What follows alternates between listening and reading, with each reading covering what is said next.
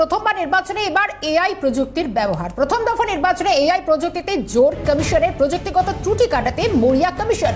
AI এর ক্ষেত্রে একাধিক বদল আনছে কমিশন। আরো একবার জানাই, এআই এর ক্ষেত্রে একাধিক বদল আনছে কমিশন। আর প্রথম দফা নির্বাচনে কিন্তু এআই প্রযুক্তিতে জোর দিয়েছে কমিশন। এই মুহূর্তে সরাসরি চলে যাওয়ার চেষ্টা করবো, প্রতিনিধি খালেদ জামাল রয়েছেন আমার সঙ্গে। খালেদ, এবারে নির্বাচনে একাধিক বিষয় যেরকম সামনে আসছে, কমিশনে কিন্তু তৎপর, এআই প্রযুক্তিতে ভরসা, কি জানা যাচ্ছে গোটা বিষয়?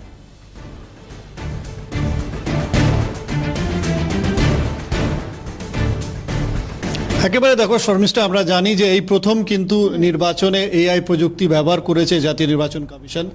কিন্তু প্রথম দফা যেটা দেখা গেল, কোথায় না কোথায় কিছু একটা ত্রুটি ছিল, তার কত নতুন অভিজ্ঞতা ছিল জাতীয় নির্বাচন কমিশনের প্রথম দফার ক্ষেত্রে।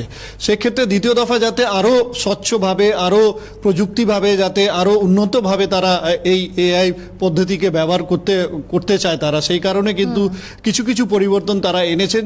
যেখানে কিন্তু আমরা জানি যে শব্দ যে আসবে, অর্থাৎ যে ভয়েসের যে তোমার ইয়েটা থাকবে, সেটা যাতে ঠিকঠাক আসে, এবং এই যে ওয়েবকাস্টিংয়ে যে ছবিটা হচ্ছে তার মাধ্যমে, এআই এর প্রযুক্তির মাধ্যমে যাতে প্রত্যেকটা ঘটনা যেটা ঘটছে ভোট কেন্দ্রের ভিতরে, বিশেষ করে যেখানে ভোটদান চলছে, সেখানে সেই প্রযুক্তিকে আরও উন্নত করার জন্য কিন্তু চেষ্টা চালাচ্ছে জাতীয় নির্বাচন কমিশন, যাতে যা কিছু ঘটে বুথের মধ্যে বিশেষ করে, এবং ইভিএম এর সামনে যদি কোনো ঘটনা ঘটে, সেটা আরও পরিষ্কার, তার শব্দ এবং তার পাশাপাশি তার ছবি যাতে একেবারে প্রকাশ্যে আসে, সেটাই নিয়ে কিন্তু আরও তৎপর হচ্ছে জাতীয় নির্বাচন কমিশন। এবং এই এআই প্রযুক্তির মাধ্যমে আরও বেশি তারা সুদৃঢ়ভাবে যাতে এটা আরও বেশি কাজে লাগাতে পারে, সেই জন্য সেই চেষ্টাটা তারা করছেন।